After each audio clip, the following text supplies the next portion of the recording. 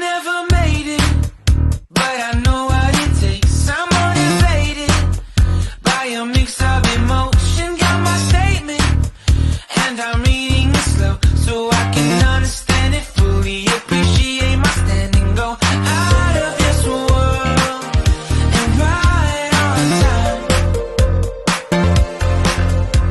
Oh, never in my life have I seen the sky light up like this.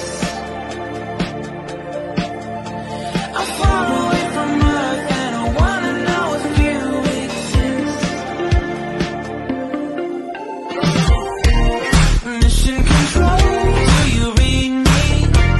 Send me my coordinates lately. Mission control, am I drifting? Tie me to someone who will love me, yeah. Wait, I think I'll last a bit longer. Fine. Welcome everyone to another Ref Brandon and the Todd family YouTube video. Wherever you are, whatever you may be doing, thank you so much for making Ref Brandon and the Todd family a part of your day. We always greatly appreciate it. Today here on the channel we're going to talk basketball because we're going to discuss the NBA and college basketball. I'm going to do my first NBA power poll of the season coming up here in a couple of minutes. But first, let me say, make sure you watch tomorrow's video because, of course, it's a Wednesday, so it'll be another weekly top 10 countdown. And usually I wait until Tuesday morning or Tuesday night to decide what top 10 countdown I'm going to do. I actually decided on tomorrow's countdown about last Wednesday night or early Thursday morning. So I've decided a long time ago what tomorrow's top 10 countdown is going to be about, and that'll be tomorrow. But first, let's talk some college basketball. Of course, the weekly top 25 AP poll came out again yesterday, as it always does on a Monday, and the Purdue Boilermakers are the new #1 team in college basketball. Virginia is number 2. UConn, number 3. Alabama, number 4. And the Houston Cougars, who were last week's #1 team, round out the top 5. Tennessee, number 6. Texas, number 7. Kansas, number 8.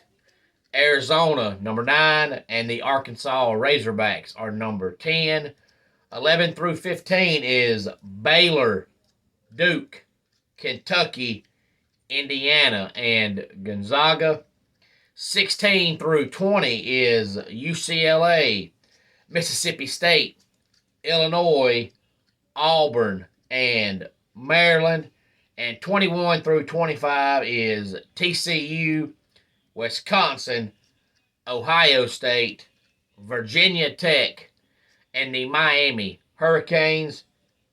It's odd seeing a top 10 in college basketball that really truly the only powerhouse, or as they call it in college basketball, blue blood, inside the top 10 is Kansas. I know Arizona's number 9, but they haven't always been a blue blood. As a matter of fact, they still have some down seasons, but generally they're pretty good. But Kentucky's number 13, Duke is number 12, so those blue bloods are just outside the top 10. But no Michigan State, no North Carolina. So far it's been a different season in college basketball. It's good to see Purdue number 1.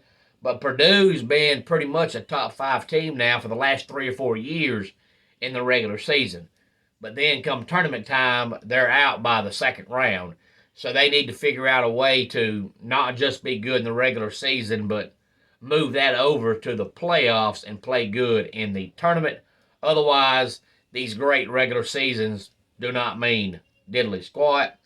But I figured I would go ahead and do my first NBA power poll of the season. Of course, you can go to NBA.com and read all the NBA writers' top 10 power poll every single week.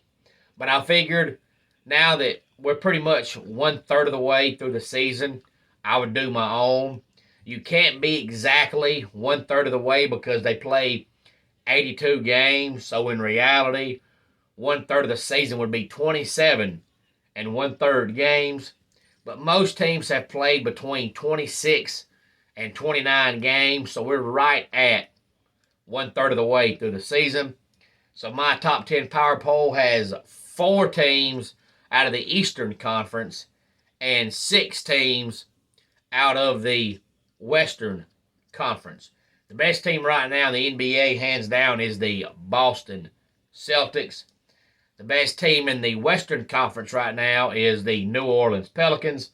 And then we have the Milwaukee Bucks at number 3, the Memphis Grizzlies at number 4, the Denver Nuggets, number 5, the Cleveland Cavaliers, number 6, the Phoenix Suns, number 7, the Sacramento Kings, number 8, the Golden State Warriors, number 9, and the Brooklyn Nets round out the top 10. Of course, this changes on a weekly basis.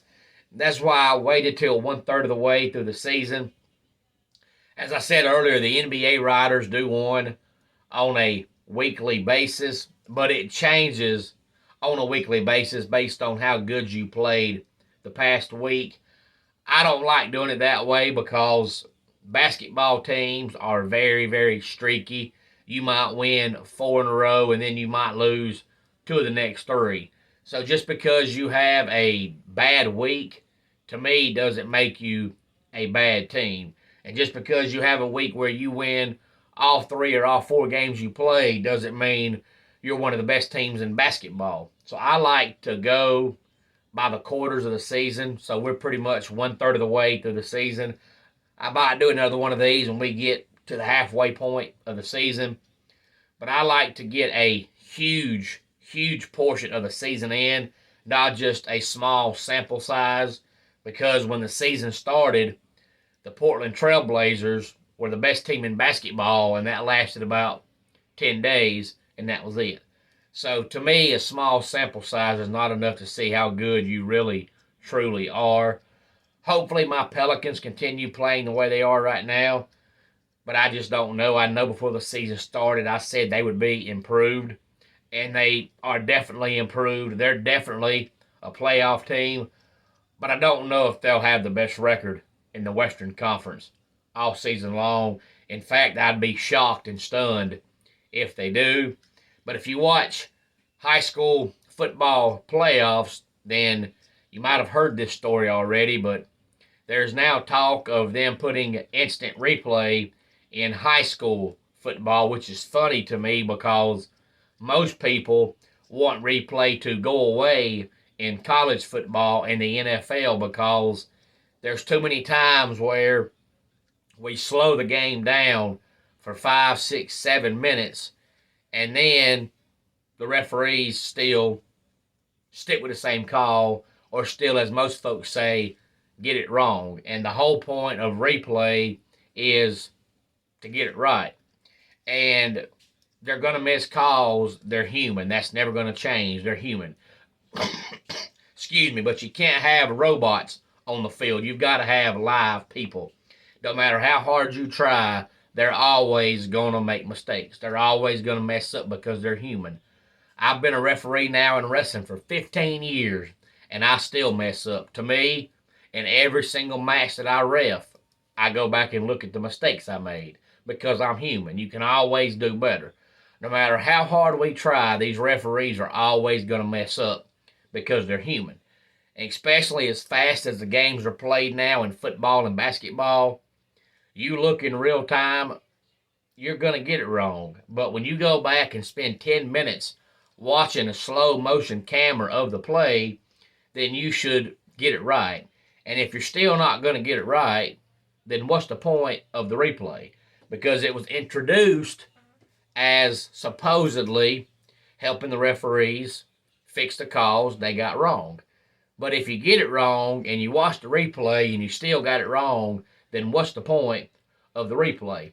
So most people want to get rid of it in college and NFL because it's now college football games have gone from being 3 hours and 15 minutes to being 3 hours and 45 minutes because we're watching replay. And we're slowing these games down for no reason because the calls are still wrong. But there was a call in a Georgia high school state championship game Saturday night that everybody swears up and down the referees got wrong.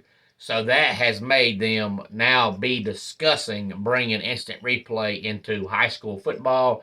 And honestly, really, truly, I'm surprised they haven't done this long ago because we've had the instant replay now for so long in college and the NFL. And I'm really surprised that we don't have it in high school, especially in states like California and Texas and Florida that have so much high school talent, because almost every single week during the regular season there's a national broadcast of a high school football game. And generally, it's teams from California, Texas, or Florida because that's where all the great high school football is. So you would think if they're going to be broadcast on TV that much, they would have instant replay.